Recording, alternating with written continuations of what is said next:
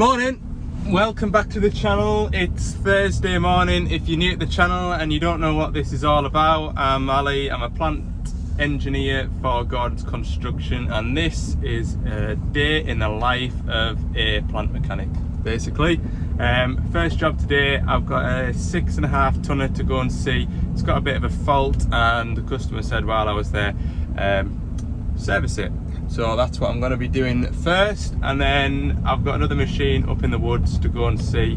That's to service as well. So nice little day planned today. Yeah, we'll see how it goes. Hopefully the weather stays dry. We've had some really heavy showers this week, and they've just came out of nowhere too, so it just sort of catches you out. Right, let's go. So this 6.5 tonner wasn't where he said it was. When he phoned us yesterday, he was at a farm. I went to that farm and it wasn't there. And when you do this for so long, you get to know the customers and you become a bit of a detective. And I could see digger tracks going out into this concrete yard, and then the digger tracks just stopped, and I thought, I only spoke to him yesterday. He'll have phoned us. He'll have phoned us if he was moving it. So I went and had a rat around the farmyard. Nobody there. I thought, he has moved it. And I phoned him, and he answered the phone. Oh, I was meant to phone you. You were. So anyway, no great hardship. It was only another 2 or 3 miles down the road at this spot. This machine's doing some crazy stuff.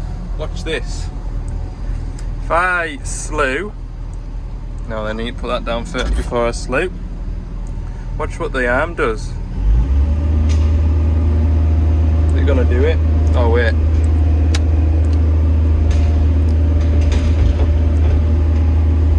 See how it, see how the boom offset moves?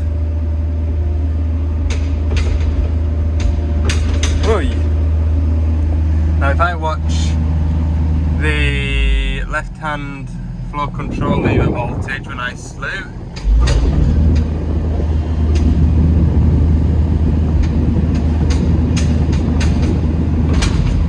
see how the voltage changes when I move that. That tells me there must be broken wire in here for this, because it works still, look, and it's proportional. But nice. Only does it when I slew. If I slew right, that's when it does it. There, see? If I slew left, it doesn't do it.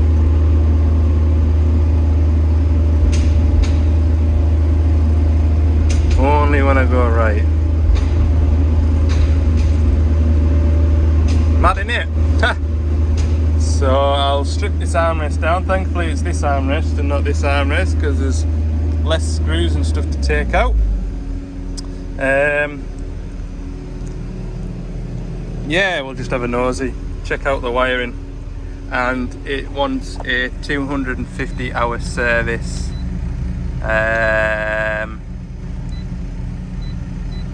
Filter information, yeah, 5 hours over. So I'll do an engine oil change as well. So I have pinpointed my wiring problem down to here. If I can, there we go. If I wobble this wiring in here, look.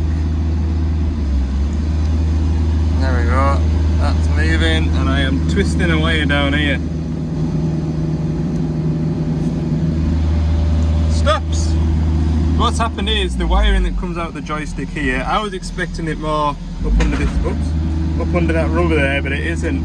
It's where it runs out underneath these pipes for the joystick. It's sort of, these joystick pipes have been sat on top of it, and that is going into a plug just down here. So yeah, can you hear it revving up? That's the auto idle working, which means that the EPPR valve under the cab is getting a current. You can see.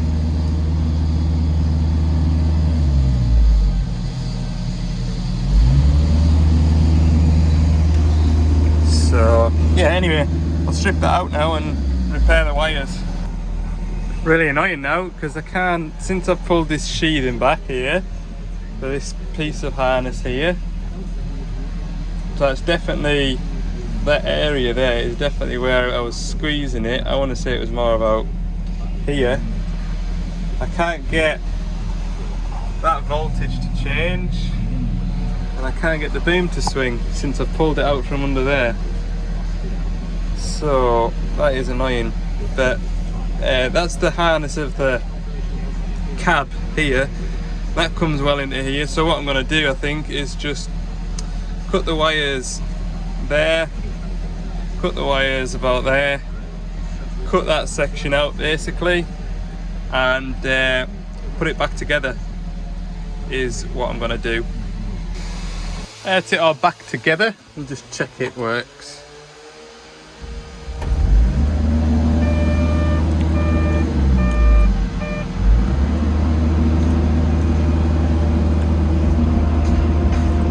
Lovely.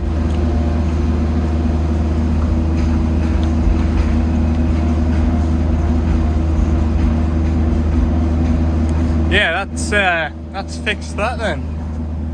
Right, I'll spin it round so the engine is between the tracks, and I've got an engine oil and filter to change on it. Nice. So why are we only doing engine oil on this service? Seems a bit of a stupid service interval. This machine has got a DPF filter, and because of that, hang on a minute, this machine doesn't have a DPF filter. This should be a 500 interval, this. I'll have to change it. I've already dropped the engine oil now. Yeah. Some reason then that service reminder on that dash isn't right. That should be 500 hours.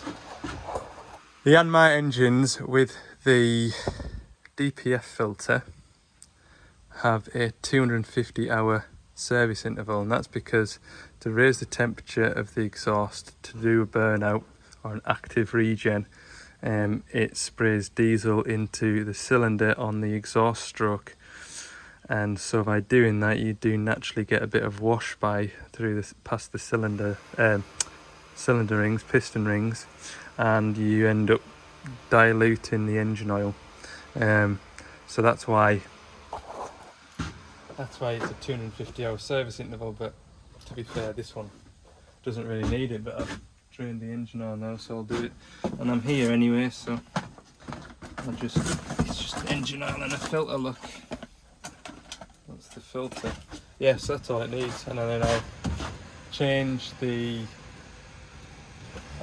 interval to 500 hours rather than 250 through the dash. Don't know how it's managed to. Somebody's been fiddling with that, I think, because I've looked after this machine for 3,000 odd hours now. Don't know how many hours is on it. 3,250 probably. Yeah, so don't know how it's done that. So I've caught up with my DX210. I let the driver know when I was coming about half an hour before I got here, so he's pulled it off the site and he's got the hubs all lined up for us. All the oils are draining just now, and I'm just gearing up to change these filters in here. Engine oil filter in here, pilot filter, and around the other side I've got the fuel filters, and it'll need a hydraulic return filter too. So I'm just kind of getting geared up now. So yeah, not a lot more to add. Obviously this filter head is the electric pump type, so to bleed it I'm just using that. Very slick. It's pretty windy, so I'll probably put you on a time lapse for each section, because it'll just be really horrible to watch back if all you can hear is the wind and not my voice.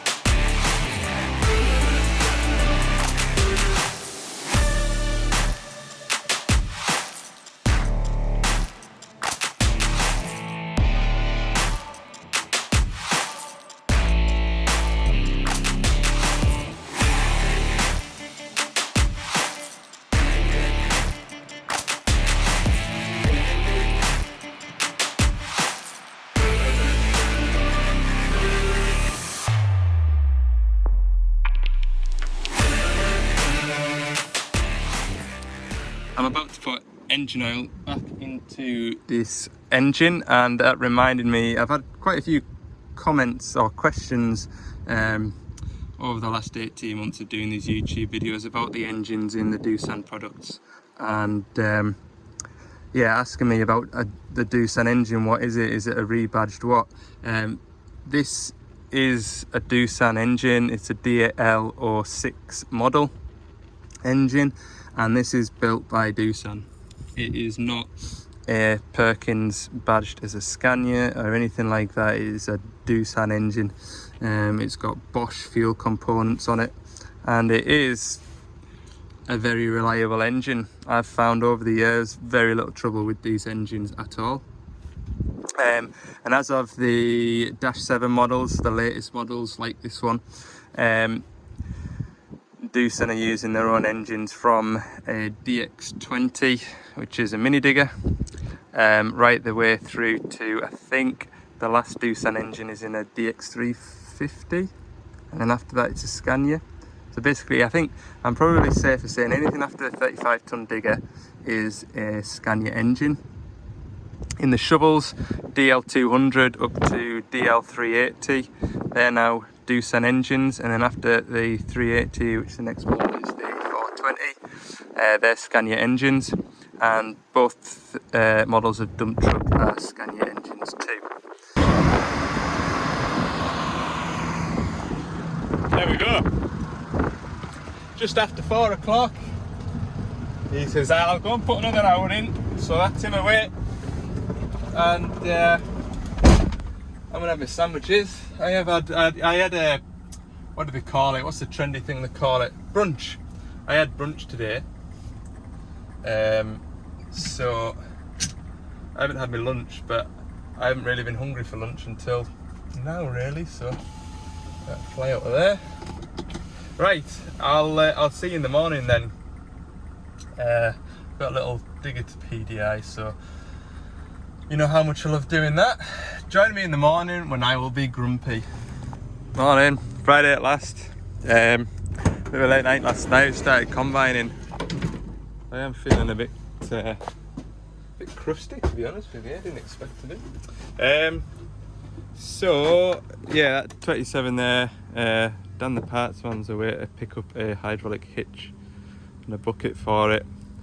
In the meantime, I'll get a green beacon wired up and go from there. Green beacon, PDI, quick release couplings on the auxiliary pipework. This one's got rotate and also two-way, one-way, so it'll need fittings, grease up, good wash down. It's been on display at the front, so it's covered in bird muck and dust and just general stuff wants tidying up. So I'm out of twin core wire.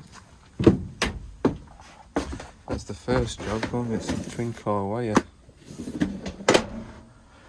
Right, onwards. Tell you what, I'm about to blow a gasket. This new twin core wire that I got won't strip. It just won't. I can't get an inch of red and black wire from inside this sheathing. Every time I try, it just strips the whole lot off. I'll show you in a bit now. That's what happens every time I try. It strips the whole lot. I've tried gently going around it with a Stanley blade, not cutting the red or the black conduit, and then you go to pull that off with your fingernails, and either your fingernails break or you end up breaking the rubber. Never known how to like it. Just got a 30-metre roll of it. Just put 2 metres in through here, and I'm really regretting it now, and I'm actually at the point where I'm going to get in the van, drive all the way across Carlisle for a roll of twin core. Joke. And I'm not even going to bother tidying my tools up. Just leave them there. There, Cumbria Autos saved the day again, look. Grand, right, I'm going to head back to the yard now.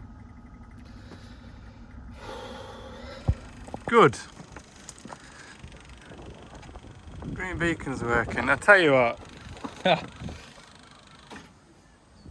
the work that goes into making that green beacon work, it's so upsetting when you go to a site and it's either they've just put the belt on and sat on top of it all day long, or they've just pulled the green beacon off and then therefore it hasn't got a green beacon, so it doesn't need to work.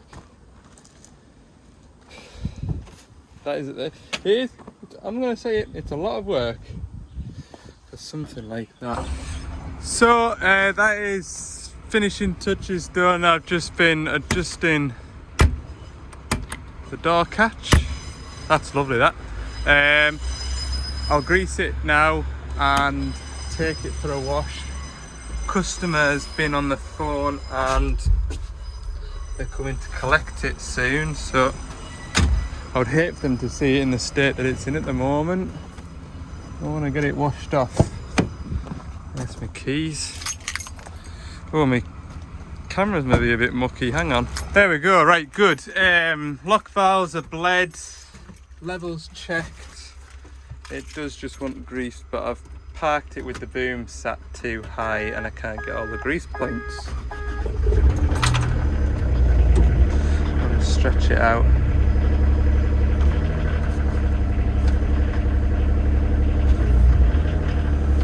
There we go.